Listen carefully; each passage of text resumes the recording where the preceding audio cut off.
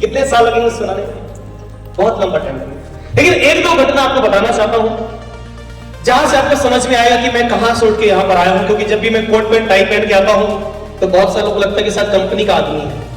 तो बताना चाहता हूं मैं कंपनी का आदमी नहीं हूं, अपनी बीवी का आदमी हूं। मुझे याद आता है जगदलपुर का हमारा साबुन का कारखाना, जहां पर मेरे मम्मी पापा, मैं और सचिन सर 4 लोग ही थे काम करने वाले।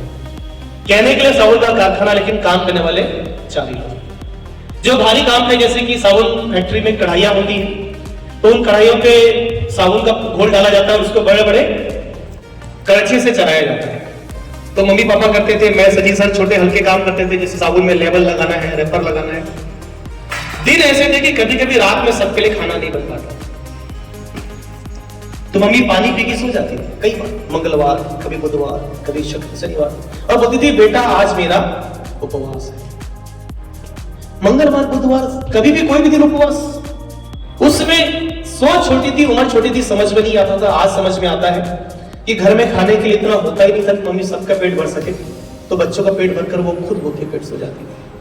वो जिंदगी हमने देखी है। परमात्मा ना करे ऐसे दिन किसी के सामने आए, लेकिन वो जिंदगी हमने देखी है। बच्चे को चाहत किस चीज की होती है? चॉकलेट।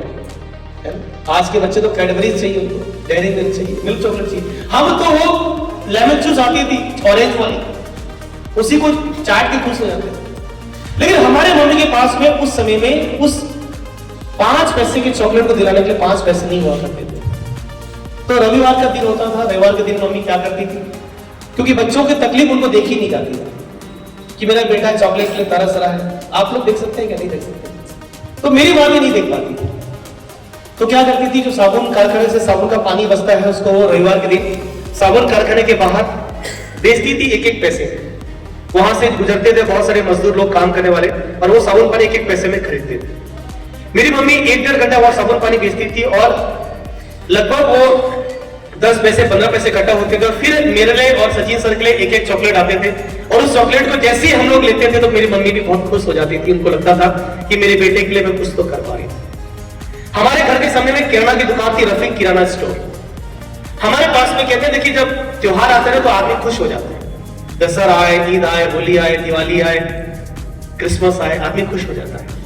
लेकिन गरीब आदमी के साथ में टेंशन बढ़ जाती है, क्योंकि गरीब आदमी को लगता है मेरे घर में मेहमान आएंगे तो खिलाऊंगा क्या।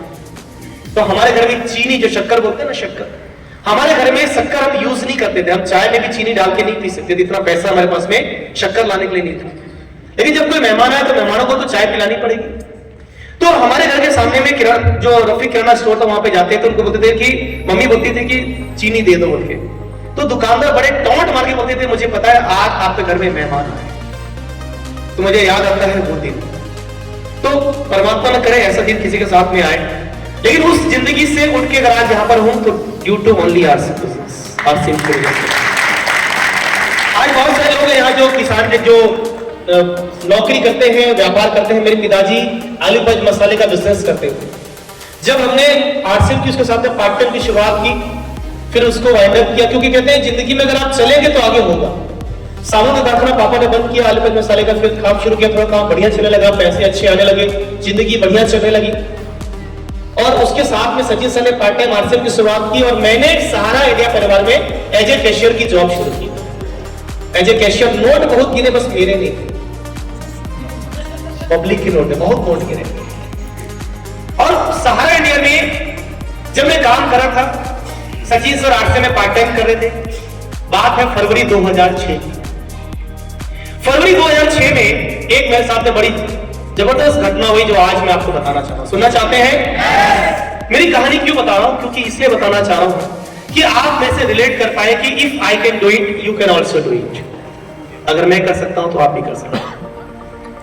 नौकरी में फरवरी 2006 में मेरी सैलरी और इंसेंटिव मिला के बना था 25,000, आज से 17 साल पहले 25,000। और मेरे साथ में एक बहुत बड़ी घटना हुई, विचित्र घटना हुई। Sachin sir part time RCM कर रहे थे और उनको आया 50,000। मैं गधा हमाली करते, नौकरी वाले क्या करते हैं? गधा हमाली। क्यों? क्योंकि टाइमिंग फिक्स है। सुबह बोर्ड में लिखा रहता है, बड़ा सा प्यारा सा बोर्ड होता है, उस बोर्ड में लिखा रहता है आने का कार्यालय खुलने का टाइमिंग 10 से 5। तो 10 बजे से पहले तो आना पड़ेगा। लेकिन जो 5 बजे जाने का टाइमिंग है ना, वो टाइमिंग पे कोई फॉलो नहीं करता। और प्राइवेट में तो एकदम जोरदार 6 बजे, 7 बजे, 8 बजे, कभी रात में 2 बजे भी गया क्लोजिंग के टाइम में। तो मैं फुल टाइम करके 25,000 कमा रहा था और सचिन सर 50,000 कमा रहे थे पार्ट टाइम। आलू के मसाले का काम कर रहे थे, साथ में आरसम कर रहे थे और 50,000 कमा रहे थे। तो मैं गया सचिन सर के पास, मैं बोला सर आपने ठीक से नहीं बताया,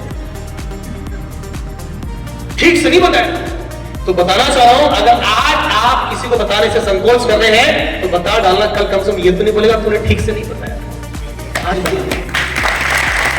तो सचिन सर ने बोला कोई बात नहीं, जब आए भगवान की इच्छा है, क्योंकि आज आप यहाँ पर आए उसकी इच्छा से आए, राइट? तो बोले आज शुरुआत करो। बोला ओके, प्लान देखा मैंने, अरे क्या जोरदार प्लान है, पैसा आने वाला प्लान है। कौन सा प्लान है? पैसा जाने वाला थोड़ी, आने वाला प्लान है। मैं बोला सर बस अब तो आप श्याम अग्रवाल का कमाल देखो, एक लाइन से पूरे मोहल्ले को ज्वाइन करा दिया। गब्बर सिंह डालोगे ना छुम छुम।